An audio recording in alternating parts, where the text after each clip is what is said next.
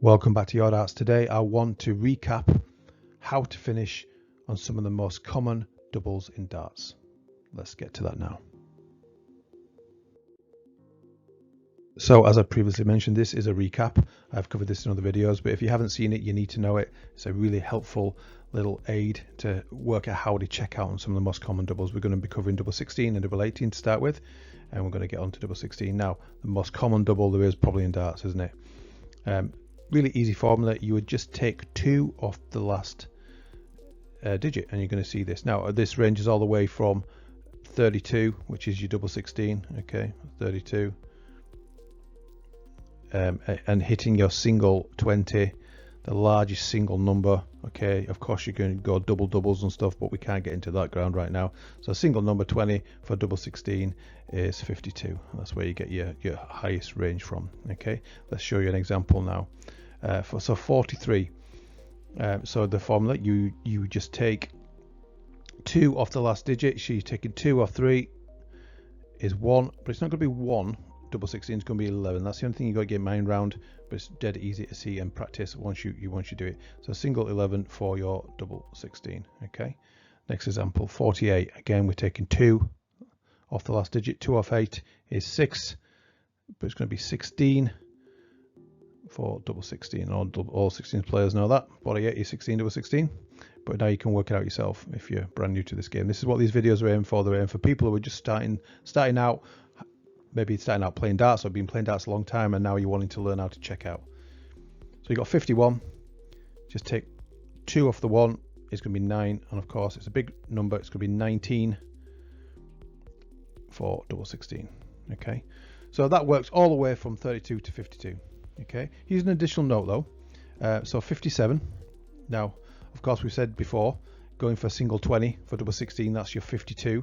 But I only advise you doing this if you're an absolute strict 16s player. You don't like to go for 20s, because really 57 should be a single 17, right? For double 20. Okay, 57. But if you're someone who's like, I can never hit double top, and there are people out there who just hate that, but they love the double 16s, then you can take a risk and go for the center of the board.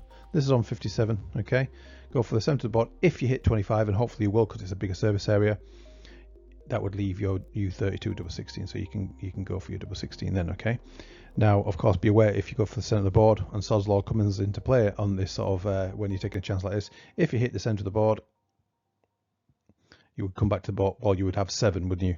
So you'd have to burn a dart to get to an even number so you can check out. So just be aware of that. But I know people who go 25 for double 16 on 57. Now let's get to double 18s. So on double 18, the formula, okay, well, this ranges from 36 to 56, but the formula, you plus 4 onto the last digit.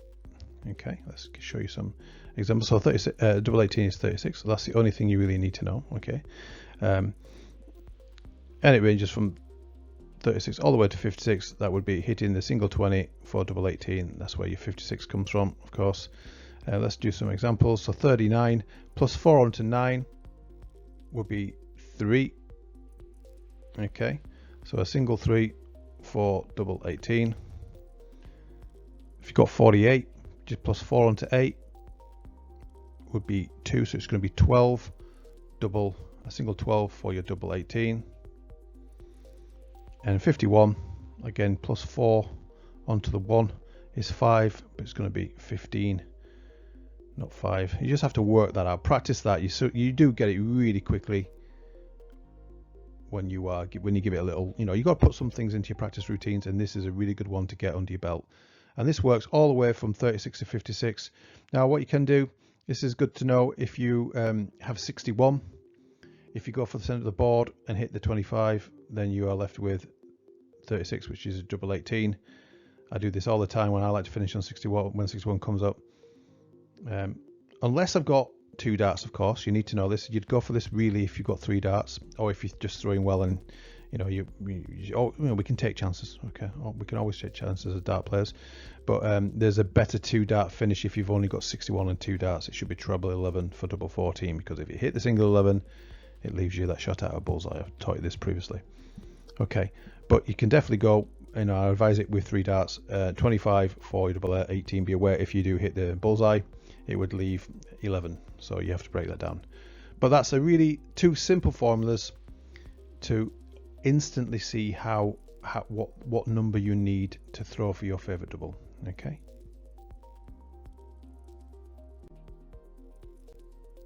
So let's get to some new content. I'm going to show you how I finish on double 8s and double 4s. I'm going to start with double 8. Okay, now it's a really easy formula. So we've got double 8, which is 16.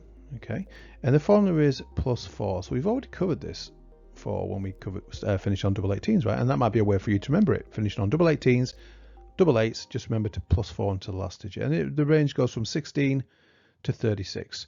So if you got to, first example, 21, I'm just going to put 4 onto 1. It's going to be 5. It's going to be a single 5 for double 8. Okay, next example, very common finishing darts, 25, but you put 4 onto 5, so it's going to be 9 double 8. Okay, and 31, just put 4 onto the 1, be 5. So it's not going to be 5, it's going to be 15. That's the only thing you've got to get your mind around on these bigger numbers. It's going to be a bigger single digit that we need. Single 15 for double 8. Okay, now of course it goes from 16 to 36, and there might be other finishes on the way. You always want to finish on double 8s. If you've got 32, you're probably going to finish on double 16, obviously, right? You're not going to break it down, but you could.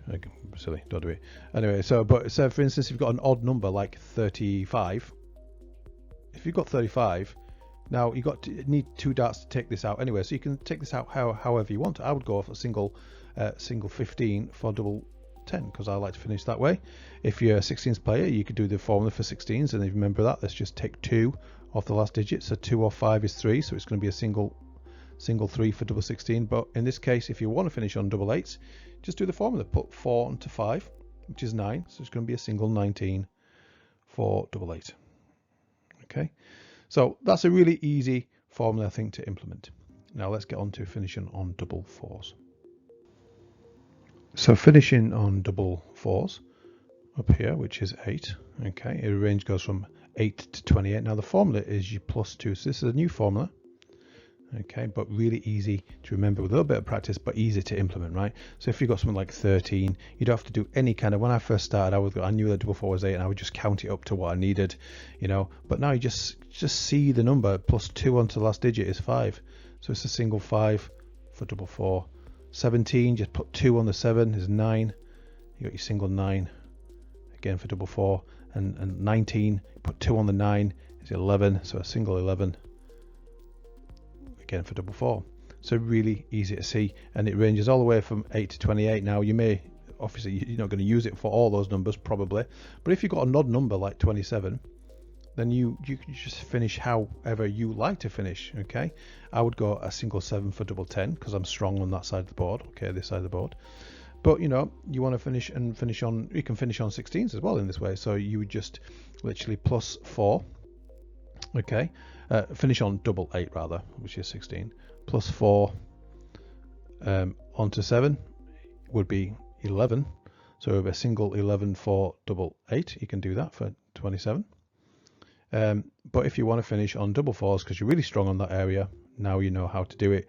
You would just +2 onto 7 would be 9, so it would be a single 19 for double 4. Okay, so it gives you lots of options. So that's how to finish on double 8s and double 4s. A little easy formulas with a little bit of practice. It's really easy to implement.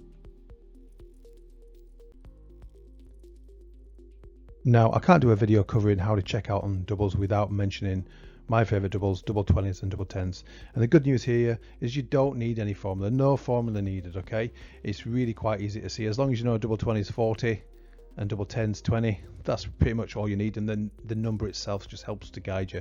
Now the range is 40 from 6 to all the way to 60, and if you've got 44, you don't need a formula. It's easy to see. You just need a single 4 to finish on 40, right? Okay, and 51, I'm not going to spend a lot of time on this, it's so easy to see it. 51, a single 11 to finish on double 20. 58, a single 18. Here's a little bit information if you don't know it. If you've got 65, and I'd advise doing this if you've got 3 darts because there's a better finish if you've got 2 darts, But 3 darts are 65. Just go for a centre of the board. If you hit the bullseye, if you hit the 25 rather, and you probably will more than you hit the bullseye because it's a bigger surface area. But 25 leaves 40, so again 25 tops. I go this way all the time when I have 65, mainly when I've got 3 darts. But just be aware, because if you hit the bullseye, you would, which is 50, you'd be left with 15, so that's an odd number. You're going to have to burn a dart to get to an even number. But it's a lot of fun going taking out 65 in that way. Now let me just quickly talk about double tens. So double tens range from 20 to 39, and again, no formula needed for this. First example, 27. Okay, we know this is going to be 20. We're throwing at double 10, so it's 20. So you've got 27. It's a single 7 for double 10. 35, single 15 for double 10. 39, single 19. Okay, now you can do the same principle throwing out the centre of the board, but it's very risky. But you can do it. I know someone who did it, so I just wanted to just barely put it in for him. But you can go at 25 for double 10, but be aware Sod's Law will come into play and you will hit bullseye, and if you hit bullseye then you bust out, right? Because bullseye's 50 and we're on 45. Just be aware of that, but it's an option, you know. If you don't want to finish on double 20s and you don't want to do the formula to finish on double 18s or double 16s, then, you know, throw out the center board, why not? Just be aware not to bust out. Anyway, so that covers double 20s and double 10s. So coming next time, I'm going to be going through numbers 119 and below, and this way we'll be able to implement what we've learned today. Thanks so much for watching. Take care for now.